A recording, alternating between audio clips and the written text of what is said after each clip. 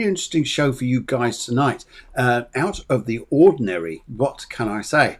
And okay, a few bits of information to tell you in a short moment as well. But in the meantime, I think we ought to do a little intro.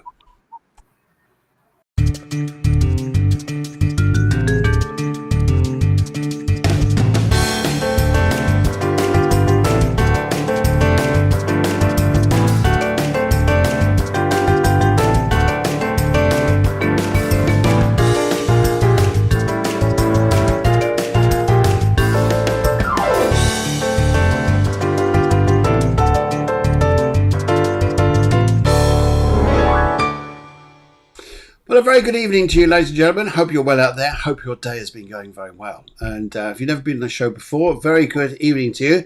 Or good morning if you're over the other side of the pond. And this is Cafe Clairvoyance. It's a show which is about spirituality. It's about life. It gives you a little bit of clue what's coming up in a little while. And it's also about engagement with you people, because we love networking. We love saying hello to you guys. And even Caitlin over the other side of the pond, good morning to you, I'd imagine. Is it morning? Something like that. Jay Jones says a very good evening. And Karen Alistics is out there. She says, good evening. Hope you are well. Thank you very, very much. Yes, I'm very, very well. Thank you. And the makeup covers up any misgivings, so hopefully I look all right. But anyway, and Susanna says, good evening, Phil. Very good evening to you too. Okay, very interesting show we got coming up tonight. So I'm going to tell you more about that very, very shortly. But firstly, what I'd like to say to you guys here is we've got a very, tomorrow here in Spain, as in all of the world, it's the 11th of the 11th, which is Remembrance Sunday. Yeah, guys. So tomorrow we're going to be coming on the show around 11 o'clock. We're going to come on the show about 10:50, 10:55 around that time.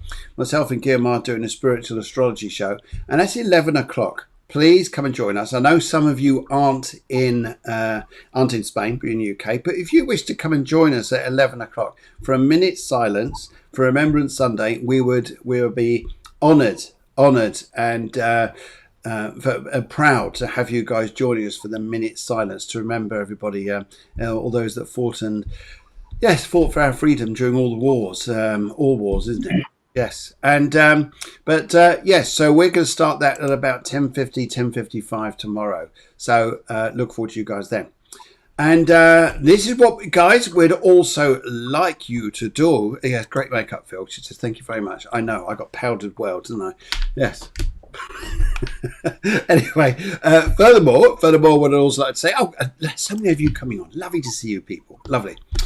Just to let you know as well, we don't do the hour intro anymore now. You know, the hour before. I think, well, we stopped doing that because, I think we all know now what time the show is coming on. I think we did that very much in the early days just to make you guys aware that we're having a spiritual show coming on. And nowadays, no, we don't need to. So there we go, because I think you guys know what time we're here. However, times are changing again, and we're going to keep you updated on this. There's no more Sunday show. Pujum, gone. You think I don't know? But hang on. 2 more shows are coming on to replace this. All the updates there are on Facebook.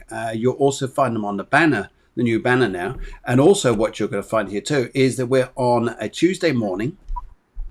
We're on a Tuesday evening. We're on a Wednesday morning, and we're going to be on a Friday evening. And weekend's going to be kept clear because we've got loads of background work to do to promote the shows, and we think all around it will be better. So you can have a weekend off. How's that?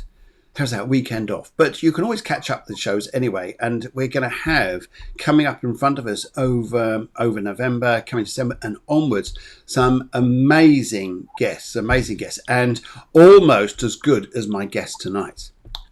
I just keep there in the background. He's there thinking, oh God, that's all these people coming on. And so this is what we're doing. We'll be up to this. And the producer in the background, I'll just see what the producer is up to, see what she's doing there. Yep. There's all your messages coming through. Thank you very much, guys. Yeah, we're getting hold of these. That's really good. Fantastic. And yes, and I hope you enjoy the show tonight. It should be very interesting. Anyway, just before I get into that, guys, please don't forget to do this.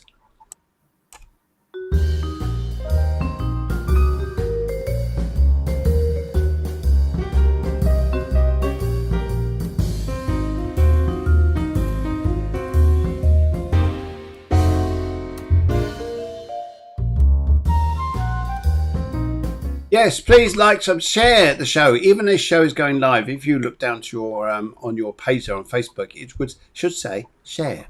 If you could share this out as we're doing this, that would be fantastic. And it's nice to see that. Yes, there she is. There she is. There's the producer. She's going back to forward your messages.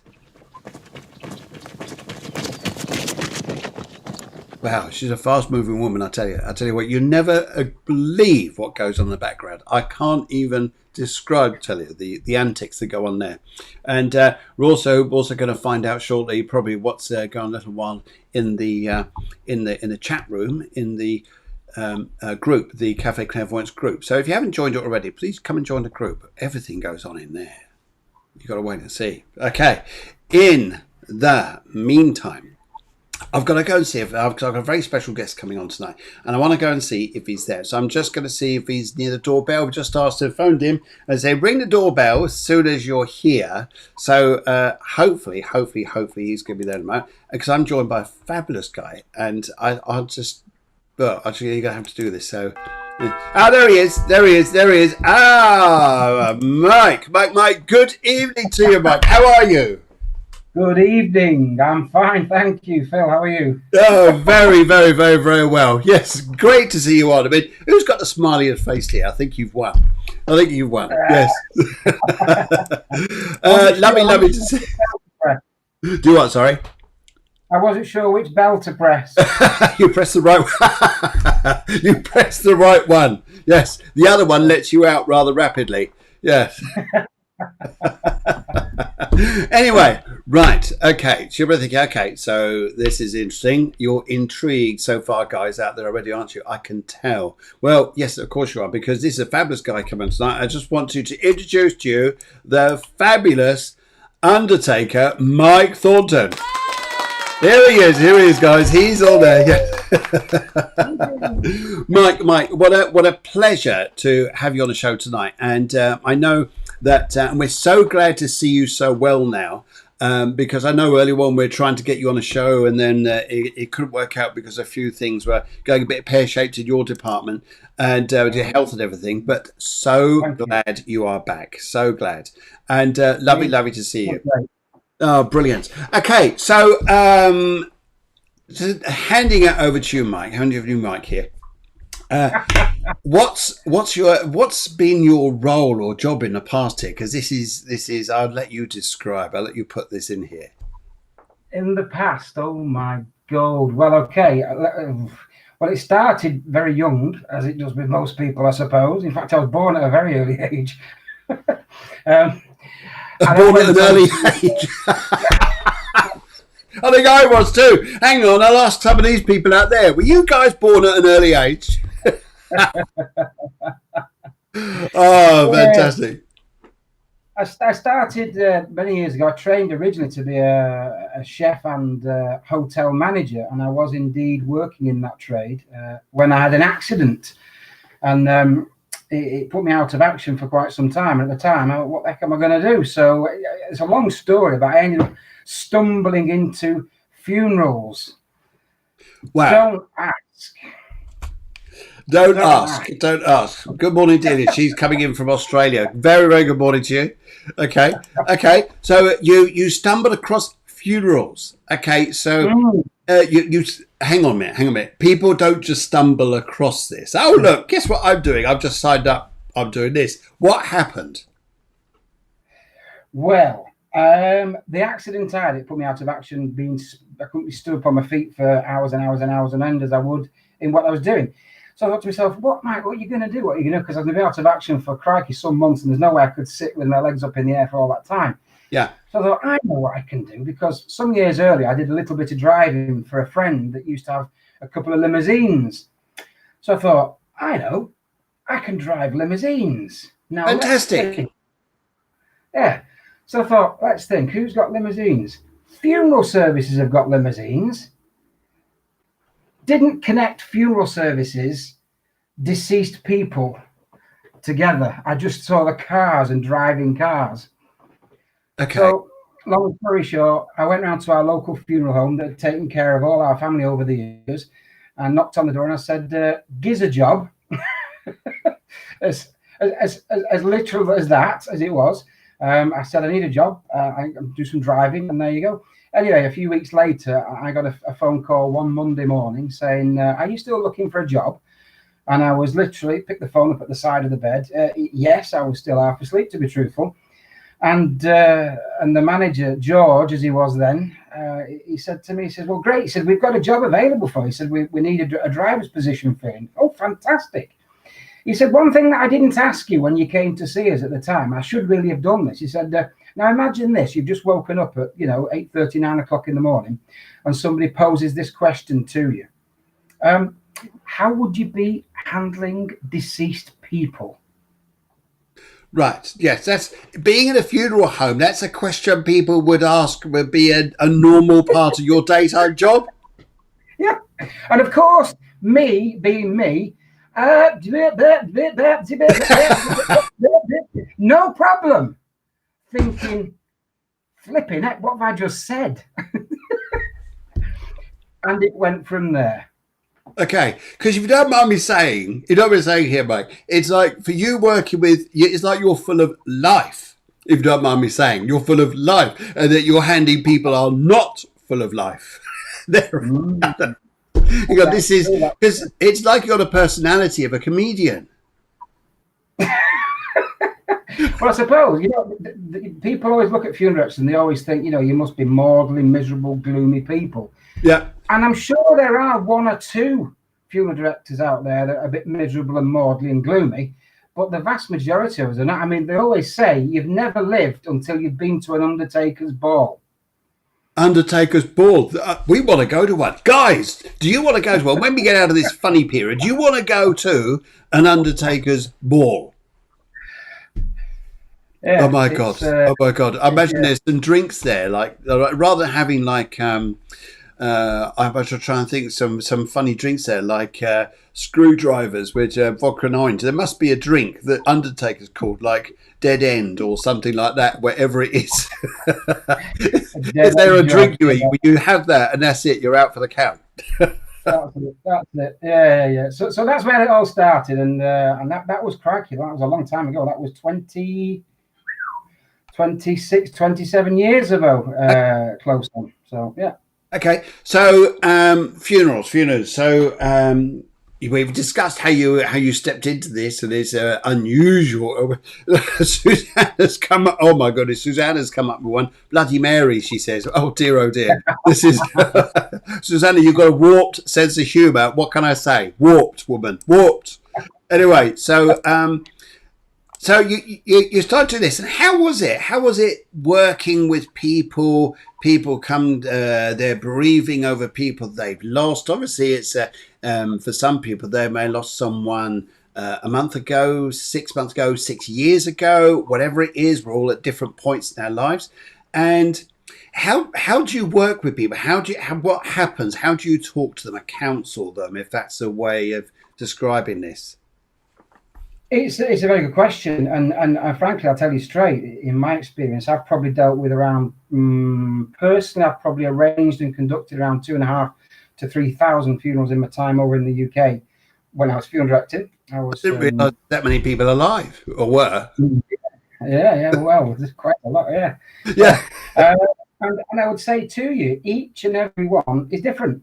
There's no two funerals alike. Everybody's different. Every person's different. Every family's different. The reactions are all different within the families. It's very different. You've got to learn how to deal with each and every one as it comes, basically. As it comes. Okay. So you're working with these people, and funerals themselves now, as we're talking about this, and how people. But obviously, it's a journey of life, isn't it? We've got another joke here. Last orders, please. Is that another Undertaker's? Yeah. Yes. It's a dead-end job. That's another one. I like that one. That's pretty good. That's pretty good. The wit is coming out here. Obviously, you're a very witty audience. Okay, so because I had the fantastic opportunity, it came out of the blue. I wasn't expecting this at all. Obviously, working as a medium, working in spiritualist churches, talking about people who have passed over. And there's a question I've got for this coming out for you, because I think you're going to maybe tell us a few things. And so I'm always working there. And then I completely forgot. I didn't really know this. It was an awakening for me. That I always thought funerals were always in churches, always were religious things, and always were like it's Catholic, it was Protestant, it was all the other different religions and stuff. But they're not, are they? No, absolutely not. I mean, there's every kind of religion that you can think of. And I've got to say to you on experience, some of the most joyous funerals that I've ever been to would have to be like Afro-Caribbean funerals, West Indian funerals. Wow. They are tremendous. They're amazing. You tend to spend a good 5-6 hours in church. Everybody parades past the coffin. There's all the gospel singers. There's all the hallelujahs. It's such a happy place to be, considering it's a funeral. And it really is an experience. And I've done a few of those in my time. I think, do you know what? I think I would love a funeral like that if it's singy dancing. Yeah. And I guess you're thinking, guys, what do you think? In fact, Davina's come up with a great comment here. She says here, right, this is big. This is going to take a little bit of reading. Here we go. Right. The whole concept of everything to do with funerals is always seen as dark, depressing and feared. But really, we are saying goodbye and remembering our loved ones, and yet it's always a very sad time and different circumstances around each person. But we shouldn't fear this. So much nicer to have warm human touch than just person doing their job. And I think, wow, I think that's lovely. And I think that's a big credit to you there, Mike. And I think we need to give you a big round of applause. And I think it's lovely to have someone who has that warmth when you're coming to end of life. So there you go, Mike. You're going to be a very busy man. I should think here. The flip side to it as well, from our side of it, when you've dealt with a family and you've taken them all through this path of from the point of them losing the loved one to the point of saying goodbye, and everything that goes on in between, you know, the start and the finish. It's actually an honor for us, for you people to just, you know, to pass your mum, your dad, whoever it is, on to us to look after, because it's actually a great honor. I tell you what, it is. And I had that experience myself here when I was approached by a lady in a spiritualist church. She said, can you come and do a eulogy at a funeral? And I was thinking, well, what religion is the family? He said, no, this is for my aunt. And she was a spiritual woman and she wants a spiritual funeral. And I was like, wow, this is it. It's the first time I actually really thought about funerals in a spiritualist way. And of course, now they're exceptionally fashionable, the word, or popular, or in demand, or whatever you like to call it. And I think that's amazing. And I actually went and did this, and I had to go into this church. It took me ages to find this place. In fact, I got into the church and they already started the service. And the son was starting, he was about to go and do the eulogy, but he was not going to be able to do it. And I walked into the church and he said, there he is. That's the man who's going to do it. So everybody just turned around. There's me going, oh God, I've been trying to find this place. And now I've actually found it. Got in there. And I said, would you like to sit down and would you like me to read this? They said yes. They gave me a little 2-minute intro. And they said, we wanted to do a bit longer. But I said, yes, I know. Trying to find this church in Spain, in the middle of nowhere, up on a hill, like with dirt track roads to go and find the blinking place was incredible. But eventually I found it. And got in there, and there's this 4 pages of writing that they had all written, got together, family got together, written out from the day before. So I started reading this, and everybody there was very, very somber, very somber. Everyone there was very sad, and everything was going a little bit, okay, this isn't going very easy. And then I got to this part in the eulogy, and it says here, and Frank here says that it says here that Frank says that his aunt went to Jamaica. She also went to Australia. She also went to Brazil. She also travelled a lot around Europe. And I just stood up. I just dropped the paper and said, this woman got around a bit. And that's it. It all changed and everybody erupted into laughter. And it's like, wow, this is fantastic. And then the whole theme of this, and at the end they said here, we've never been to a funeral like this. We're going to have more spiritual funerals. And they said here that they absolutely loved it. But I must admit, to have, and I can imagine you're just, the fact you must be brilliant at this, being able to turn people around from this sad state into like, hey, we can laugh. Yeah. Well, I mean, I'll very briefly tell you. I very sadly lost my own brother at 31. He had a brain hemorrhage. He never came home. The funeral for my own brother was because typically, and with what I do, and I'd said to the person that did the funeral was actually a Church of England minister. He was an American guy, and he made me look like Twiggy. And I knew he really did. Anyway, Okay. and he was well known in the parish for his broad accent and his real sort of stark attitude towards life in a very nice way. And he was one of the best ministers when it comes to people needing somebody to physically or mentally hug them, if you know what I mean. Yes. And I thought this guy was fantastic. So I said, anyway, listen, I said, I want you to do my brother's funeral for me. I said, and I don't want anybody to walk out of that place with a sorrow, a tearful sorrow in their eye. I said, I want them all to walk out with a happy tear in their eye. And he said, Mike, leave it with me. So I did. And of course, anyway, so he goes on and it all starts, and we're doing all the personal bits about my brother and the family and things like that. And then he gets on to the bit where he's going to put his punch in now, like you did with your line. And he did it raw style. So he starts telling this story of how he was about to fly one day from Minneapolis to New York or wherever it was he was going. I can't remember. And the long story short is he's a blind person. He is, this guy, and he's the pilot of this plane. So he's blind. So blind, yeah. And the pilot of a plane. All will become clear.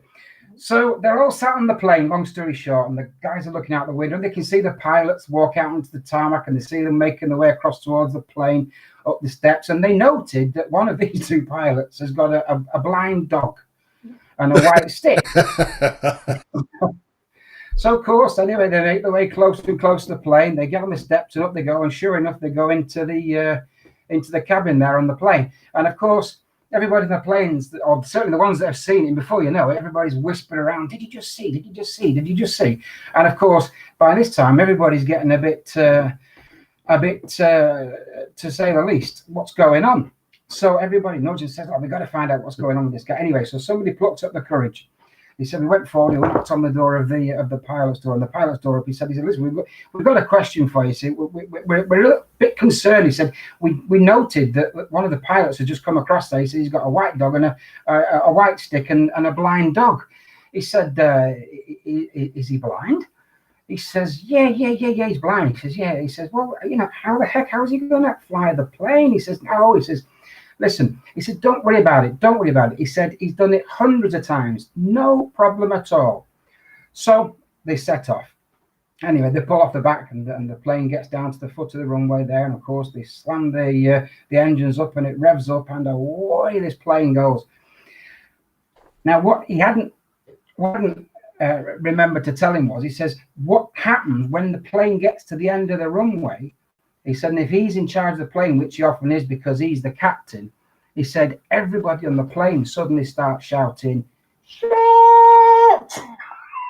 And of course, he then pulls back on the steering wheel and the plane goes up and away it goes off. And that was the story that he told at my brother's funeral, believe it or not. What a way to go. Oh, my goodness. What a way to go. Yeah, that is brilliant. More than that, but yeah, so that was his type of humour, and that's my type of humour. Yeah, well, that would be my type of humour. I think if you go to a funeral like that and you got something to share an experience of happiness with, then fantastic. Now, lady here, I work with her quite a lot. It's interesting here. She's going to come on she'll be coming on lots of shows in the future there. Helen Grady, she says, we were talking about happy funerals. You were saying about the Caribbean one. She said, yes, the same in an Irish funeral home. And they're quite happy, sort of, let's say happy. You know, we start to celebrate music and things like this.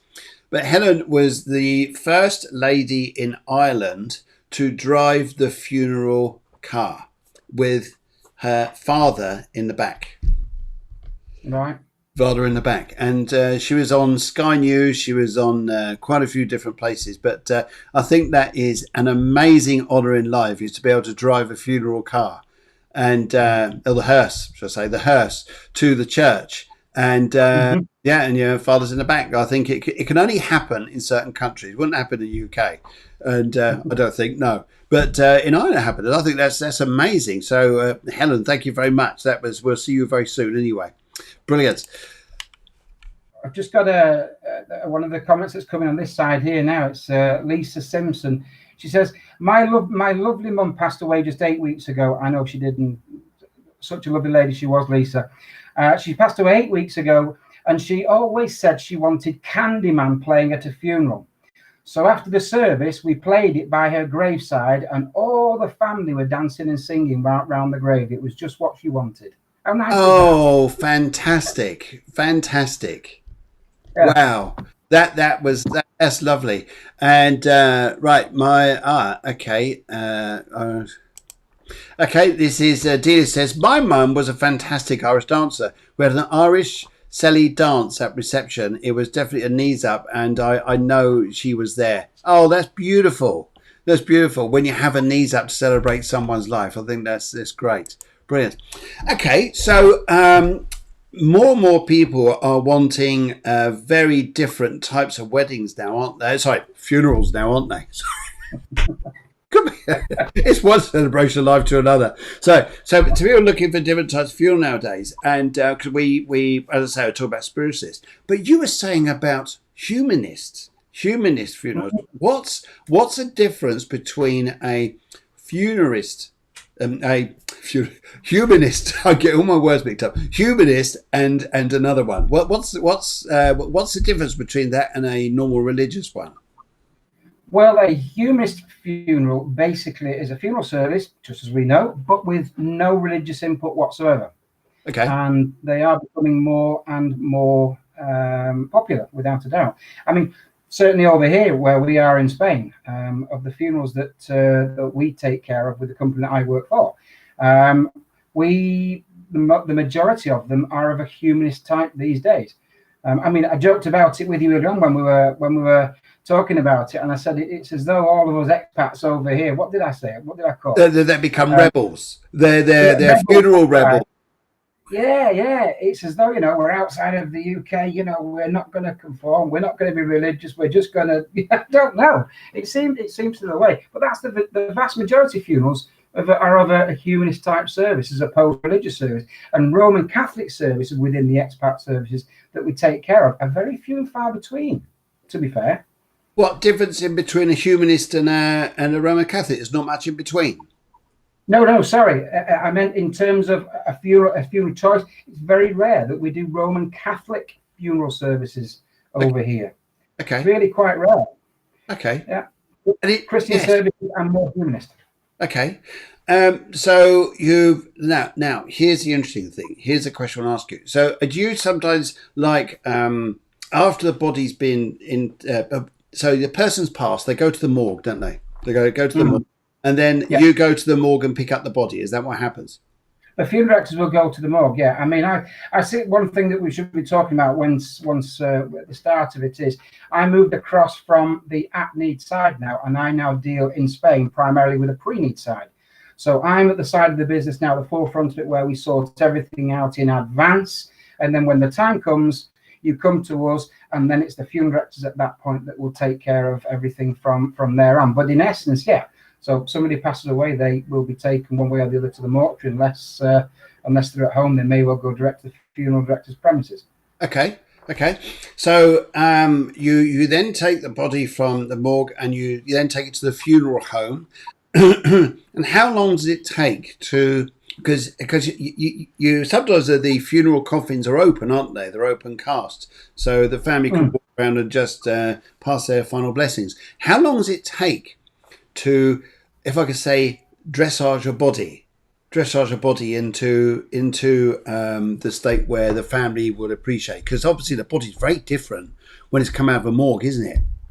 It is. That's right. Yeah. You're talking really under normal circumstances, a couple of hours. Couple of hours, is that it? Mm-hmm. Yep. I thought it would be. I thought it'd be like a day or something. You've got to put something on them because they have to. Is it like a wax or something that's put on the body? Washing, preparation, the rehydrating of the skin, because in most cases we don't use makeup unless families specifically ask for it, and that's usually on ladies. Okay.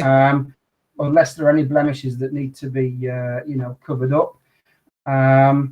And then once the actual cleansing of the body and the preparation, as I say, the hair's been, sorted out to the best that we can possibly do to get it as it was before, and then dressed however they're going to be dressed, generally a couple of hours. Okay. Okay. Generally a couple of hours. That's amazing, isn't it? Because you think it'd be quite a while. Okay. And so what's the law of averages nowadays? Do people want do people want burials nowadays, or do people want to be taken to a crematorium? In Spain, it's 99.999% cremation. Very rare we do burials in Spain. Okay. And of course, burials in Spain, if you didn't already know, you don't go in the ground as we do back in good old Blighty. Yeah. You go into the wall. You go into a niche in the wall, and you're there for a specified amount of time. Wow. So it's not quite as cut and clean as it is in the UK, because there are future liabilities with it. And perhaps another one of the reasons that people tend to go for cremation as opposed to burial, because of course the cremation, it is final. Once it's been done, the ashes are retrieved, and then somebody will do whatever it is they're going to do with them, maybe scatter them down the beach, take them to a favorite spot, maybe take them back to the UK to go into a grave or whatever. But generally in Spain, it's very rare that we do burial funerals as such. They're nearly all cremations. Okay, that's interesting. Very interesting. Okay. Okay. Wow. We've got some brilliant stuff coming up here. First of all, Cheryl asks, sorry, I just put it up. It just disappeared. She says, "What is your most memorable funeral?" The most memorable funeral? Oh, crikey. Okay, well, there's got to be numerous for different reasons. I would say, from a sad point of view, many, because sometimes, although we obviously I refuse to read when I was at the at-need side of things, I don't get that much involved with the at-need families these days in Spain, because I'm more dealing with the pre-need, although some of my families I do. But certainly when I was doing the at-needs, there are some families that you can become much closer to than others for various different reasons, and you can almost feel their pain on the day. To the extent that there's often where, as much as I've been the one that's supposed to be the kingpin, keeping everybody else together and making sure they all know what they're doing, there's the odd occasion where I've had to go behind the scenes to control myself, just to try and stop myself from going at the knees like they do. And that's because you do get quite heavily involved with them sometimes. So that's one reason why I could say there's numerous funerals that would be memorable for that reason. Yeah. There is there's one that sticks out. Well, two actually stick out in my mind. For they're not. I hope nobody takes this in a bad light, because it's not meant to be. This lot are hardened to all sorts of things, but they're not going to do this, are you guys? So we've already established well that funeral directors in general have two sides. We have a very sort and somber demeanor when we need it, and then of course we can laugh with the best of them when we have to do. And of course that's you need it. Doing that kind of job, you've got to be able to have that release, if you like. Yes, I think so too. Well, I'll give you two examples of ones which really hopefully will make you chuckle. And the first one, which one should I go with first? Okay, I'll go with this one. So imagine the scene. Now, I'm going back many, many years when I worked at Barlow's in Swinton, which was part of the co-op. And in those days, we used to have, if anybody knows the cars, we used to have Daimler DS420s. Oh, my goodness. Yes. I remember those. They're like the Queen's cars, Yes. which she still has. The big old gracious black DK420. Yeah. Oh, beautiful! So, I love all those Jaguar Daimler things. Those old things. The old gracious stuff, the big grand stuff. Yeah. So anyway, we had a hearse and two limousines, and if you can imagine the scene, we've set off and we're going down Partington Lane. I know this is going to end up wrong. Well, we're going down to the house to go and pick up the family. Yeah. So we've got the coffin on board, the deceased, and we've got two empty limousines behind. Now, these cars, because of the size of the engines and because they only ever chug along the road at 20 miles an hour for the majority of the time, they were a nightmare. They probably spent more time in the garage being overhauled than they did in our own garages actually working. So imagine the scene. We're going down Partington Lane. We get near to the bottom where the road comes to a T-junction and we've got to stop, and then the cars will turn right. Yep. Just at this left-hand side, before we get to the turn, there's a bus stop. Imagine the scene. There's a glass bus stop with a form and 2 or 3 elderly ladies sat in this bus stop. So as we drove past with the cortege, as most people would, they would all bow their head, maybe stand and, and show their respect as the coffin's passing.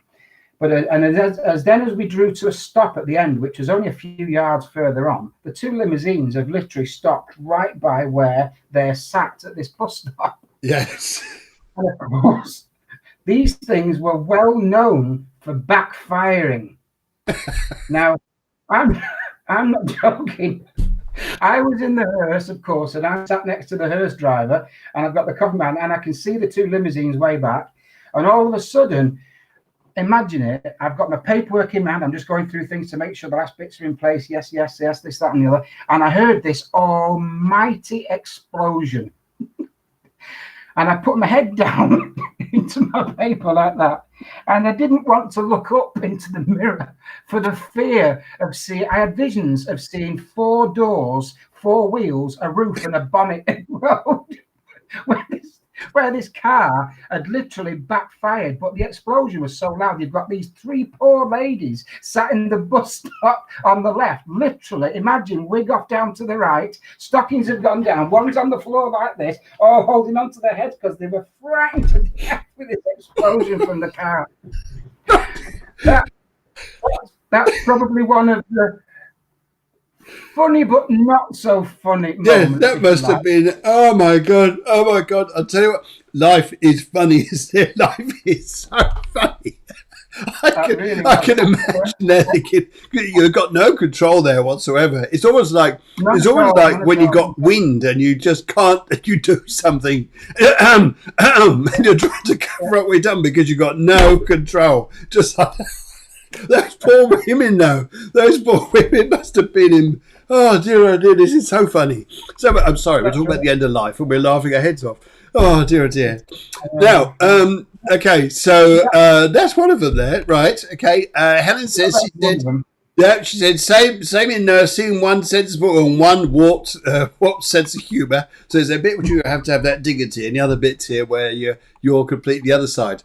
And I remember saying this. That a debt collector came up to a friend of mine's house. And I was actually there. And a debt collector came up. He knocked on the door and said, is Mr. So-and-so in? And I said, sorry, I'm laughing. Sorry, because it was quite funny.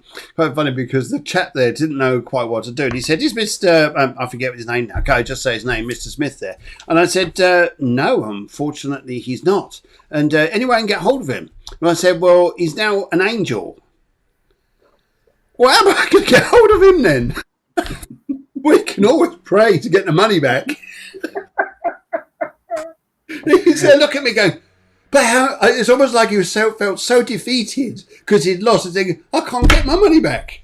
So that was hilarious. I said, yeah, he's now an angel. He's got little wings on him. He's up there. How am I going to get this back? I said, I don't know. Oh, I'll tell you what, I was crying my eyes out for ages. Now, this is quite a funny one coming up here. Yes. Now, how many of you guys have done this? Because I know not just one here. I know you've got loads of people on site. Lovely to see you. Okay, there was just finding this. Okay, here's one.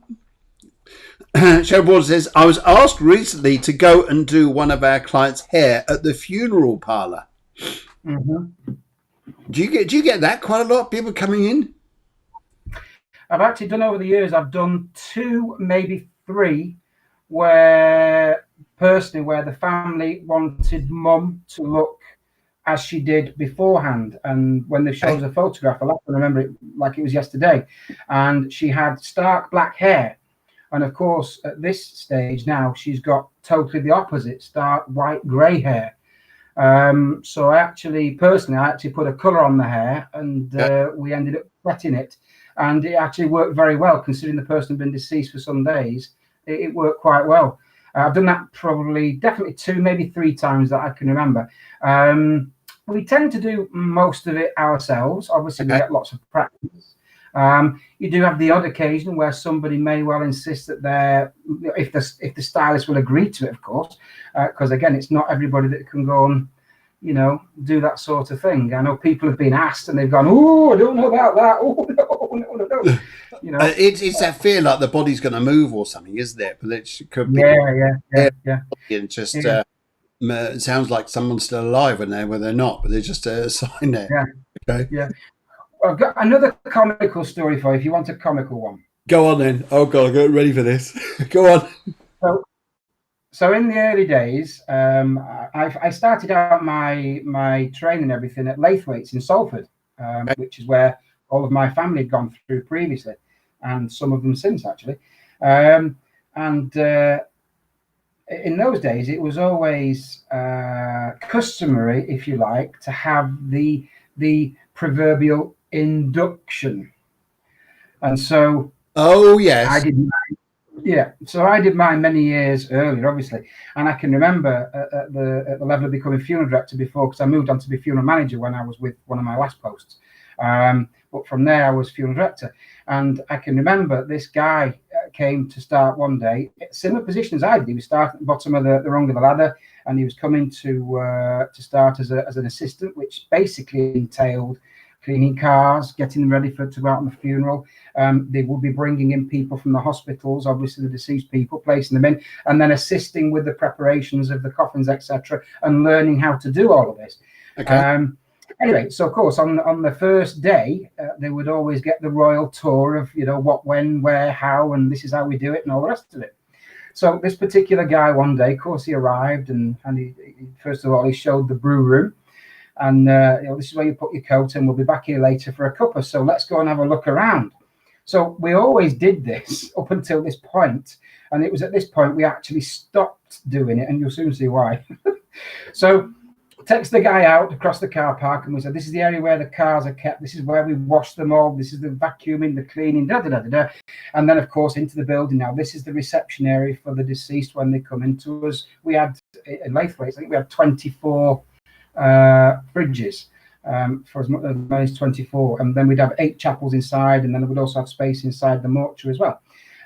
So we take them through all of this and show this is the reception area. Then we go through to the embalming section. Yes. The body's going to be embalmed and prepared and dressed. And then the final thing, of course, is going into the coffin room. And the coffin room, of course, we would have a coffin all prepared, all laced out. And of course, one of the lads would be in the coffin, wouldn't they? Yes. And so laid down with a lid on the coffin and a face cloth over. And then you say to them, and this is the fine. Now, if you have your look, we'll show you something that we've just prepared, ready to go into chapel. And of course, we take the coffin off the lid. Now, again, I hope nobody takes this in the wrong light, because this is all done completely aside between the lads, with nobody else in it. There's no deceased around or anything like this, that this has been done. And of course, so we took the lid off, and this, and we say, and this is what the people look like when they're ready to go in. And then we lift the face cloth.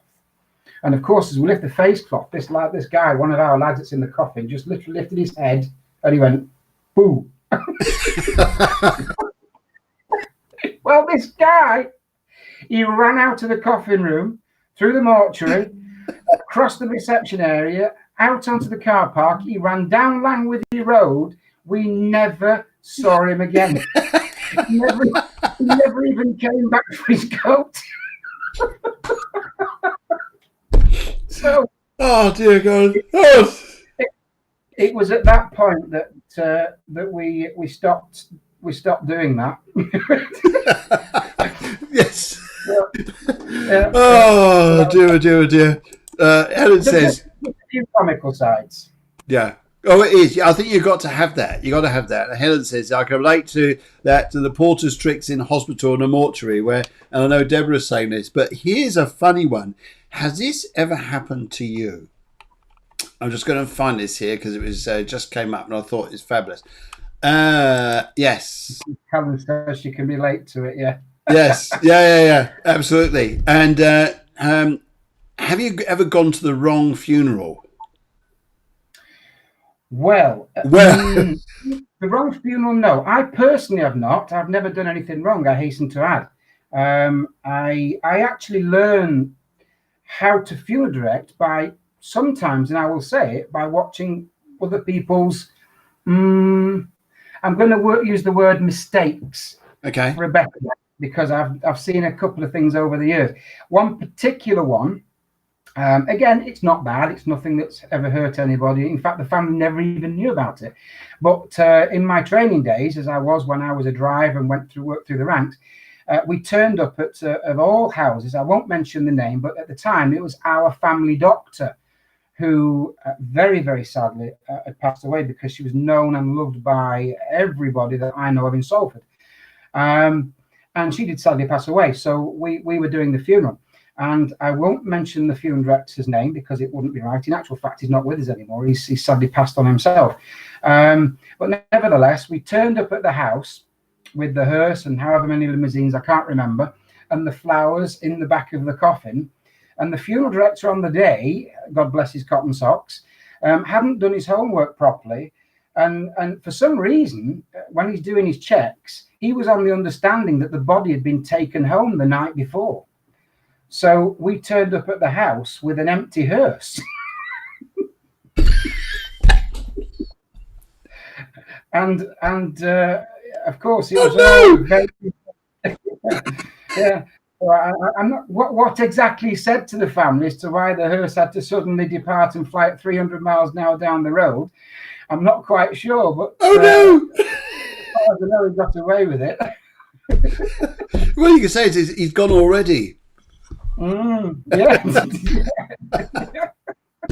Oh my God, that's hilarious. Oh my God, Mike, this is so funny. But it's lovely to celebrate like the end of life and have humor with it and energy and happy emotion and anything else. Oh dear goodness me. Oh dear, you got everybody laughing here. You got Australia laughing. You got the producer laughing. You've got Ireland laughing. You got Luton laughing, and you got everybody laughing here. And Yanira, I think you're out here. So you got Spain laughing as well. Dear, oh dear, oh dear. That is so funny to have a no. But it's also, I think it's quite funny as well. I've done this to a wedding. I had the best man in the car, and I went to the wrong reception.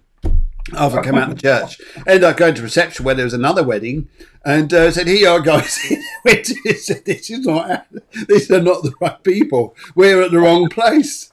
Oh, where the hell is it? I've done that one. Oh dear goodness. Oh my word. Okay, right, so we could write a book. Sorry.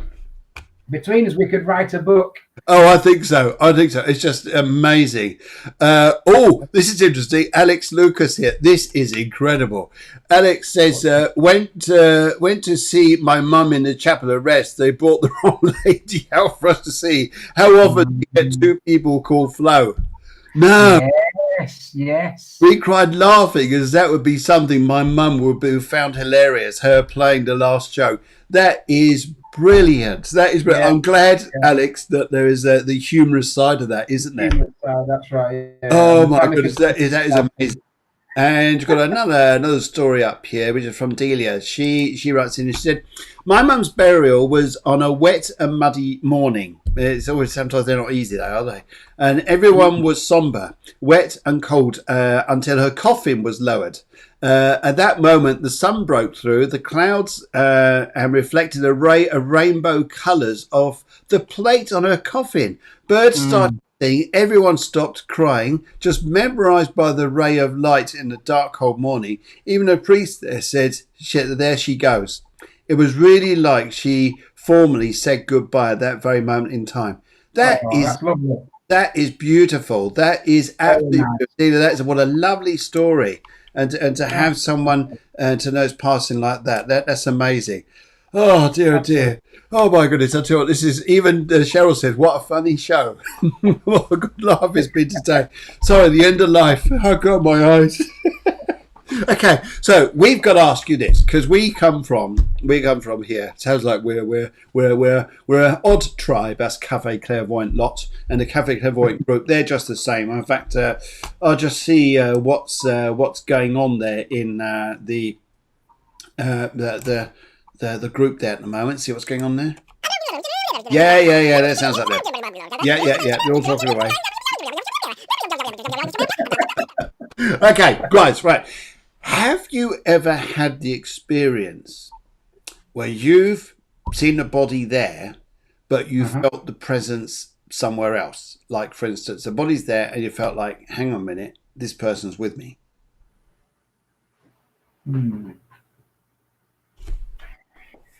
Okay. I'm going to be the first one to say that I've always been, and I'm going to say to an extent, the skeptical one. Okay. I'm not really a religious person, although I respect everybody's religion, unless it involves strapping bombs to your back. That's not a religion, but that's another story for another show. Now, I've had one experience where I can't really explain it. And it involved being in a building. Granted, the building was a very old building, and I've no doubt, when we talk about the possibility of these things happening, it could be this, it could be that, it could be all sorts of things. And I thought about this event that happened a million times, inside, outside, the wrong way round, upside down. I can't tell you how many times. And I couldn't come to any other conclusion that something very different happened. And I was in a building where, as I say, it was a very old building, and I was on a particular part of this building where the vast majority of this particular building wasn't used. It was not used. It was, we had part of the building that was all floral and everything else right for the people, but the rooms at the back, if you like, were just obsolete. But from the point of the position where I was stood, it was very, very clear as to what I heard. And I would put my last halfpenny on the fact that I know what I heard.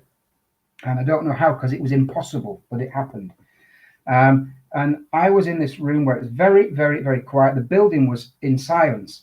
And somebody literally clip-clopped across the wooden floor of one of these rooms that was behind the part where I was.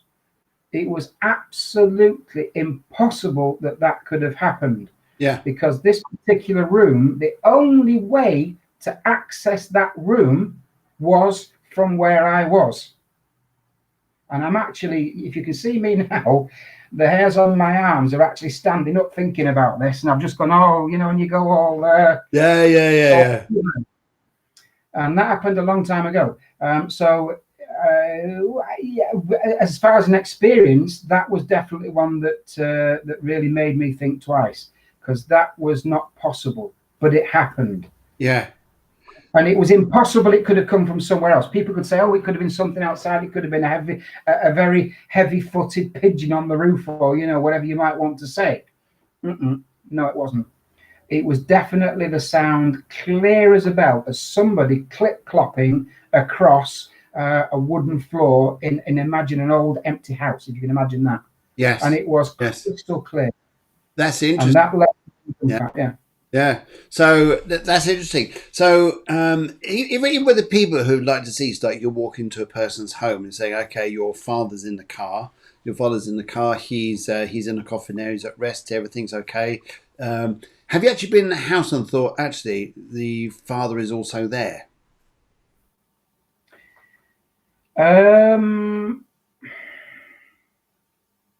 At the odd time where things have felt very, very, very cold.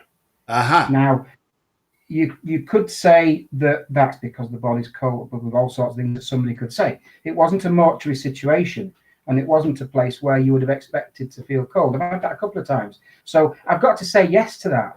And one other time where, whether this is, whether it's a sixth sense of an animal, I don't know. There was one time which stands out clearly as like a sore thumb, if you like. We turned up at a house one, and of course we had the deceased in the hearse along with the cars. And as we parked up outside this house, imagine a row of terraced houses. Yes. With a sizable piece of grass in front of each one and a path down to the door. And this pathway would have been, let's say, 25, 30 yards, maybe a bit more. And there was a cat sat beneath the window sill on the grass, right down at the house part. And of course, we're outside on the road. This black cat, we all witnessed it. It was incredible. The hearse had been closed down, ready to leave. All the family were in the cars, ready to go. And because it was a summer's day, the two front windows of the hearse were down because, of course, it was very warm. This cat took it on itself to stand up. It walked the full length of the path. It went straight up to the hearse, and it literally jumped up on the back of the hearse and put its hands up on the door. It was the owner's cat, and the owner was in the hearse. Wow. And it actually put its paws up on the back of the hearse like that, as if it was trying to get into the hearse. And it got down, it went to the side of the car, and it actually jumped through the window of the driver's side of the hearse into the hearse. That was quite strange. I imagine that, because animals do that, don't they? They've got that sixth sense, and they. Yes, I'm sure. I'm sure there's lots of stories out there about animals and passings of their owners that everybody loved at some point. Wow, what a fascinating show! Mike, it's been absolutely fantastic. One story I'd like to share with you. I had this very burly, very looking builder managing a company, and he came up to me and he said to me, I've got a problem with my staff. So I said, okay. He said, I've never come to see anyone like you before, but I've been told about you. You're a medium. I don't believe in any of this, but I don't know what to think now. I said, okay, what's happened? He said, well, I was in Dunstable, and Dunstable is a very, very old historic town. It goes back to ancient history, even before Henry VIII. And even way before that, it's got the A5, which is the old Roman road that goes through. And maybe earlier than that. Dunstable was around. I think it was a village for years. Anyway, so he said here, my staff have been working redecorating a museum and a restaurant called the Priory, or the Priory Church, which is the church where Henry VIII actually got the divorce for one of his wives. So he got it made there. Anyway, what was amazing was he said, my staff there, I'm chatting away to the owner, and my staff just come running out. All these builders come running out. We are not working in there. And they all came running out, and their faces were white. He said here, there is no way those guys there were putting this on because they refused. They said they wouldn't even go back in to pick up their tools, their toolboxes, anything like this. So the lady there said, well, what's wrong? So she said, we've just seen a Roman legion walk through the wall and out the other side, up from their waist upwards. And she said, oh, yes, they come through quite regularly, she says here. The man there looks like, oh, what's going on? He said, we're not going back in there. You've got another thing coming. And he says, I was stuffed. He says, I had to get a new load of staff to go in there and do the decorating because my lot wouldn't do it. That was amazing. Anyway, there you go. We've come now. I think here that yes, it was a pre-Roman town, says Deborah, and Susanna says yes. Animals just know. I've seen some amazing things, and we're talking about your part there with the cat, and at the chapel seeing my dad, I felt a coldness. Then a pair of wings appeared on the wall as a shadow. Yes, I've heard lots of people say this. Was amazing to see how they see a shadow of something, but not the object. That's That's incredible. There, I think we tend to. I tend to see things like that, but as a medium, and also see as mediums. Sometimes the reason why I was asking here, do you sometimes get a presence in the house, like the father's in the body's in the car outside, but you actually get a feeling that he's there with the family, and some of the medium we tend to see, but. Mike, what can I say? This has been the most entertaining, funniest end of life show I've ever encountered. Never laughed so much on a show. It's been hysterically funny. I think we got to go down the pub and talk about more stories. I think go down the bar, a few beers. Well, we'll have to have a repeat one day and do the more serious side of it as well. Oh, you got to keep it light. You got to keep the funny stuff as well. I think the funny stuff. I've never seen this out here as well. You guys out there, never seen so many laughs coming from everybody here. Even Deborah, the producer downstairs, I think is absolutely wetting herself here. And yes, everybody's going a little bit mad. It's so engaging. Oh my god. Oh my goodness. But what can I say? It's been an absolute pleasure, and yes, we're gonna have to get you on again and have another chat here, and that'd be great. And what I say from all of us here, to take your time out like this, and everybody's saying here, brilliant show, thank you. It really was good. Just take your time here to do this. It's been good fun. Thank you for inviting me. I really enjoyed it. Oh, so have we. Wow, it was the stories, everything was great. And I know I think life stories takes care of it all. Yes. Thanks for a very entertaining show. Very funny. Take care. I'd say take care all. Yes. And Val says, thank you. Great stories. Love the laughs tonight. Thank you both. I think everybody here is just saying how much they enjoyed it. So big thank you to you too. Big thank you to everyone who joined us. Big thank you to you, Mike. And yes, we'll do this again. Hysterical. So, yes, a lot of people saying just what they needed. That's nice. Well, thanks very much. It's been great to see you. And, yeah, it'd be lovely to see you again sometime in the yes, absolutely, sir. Fantastic.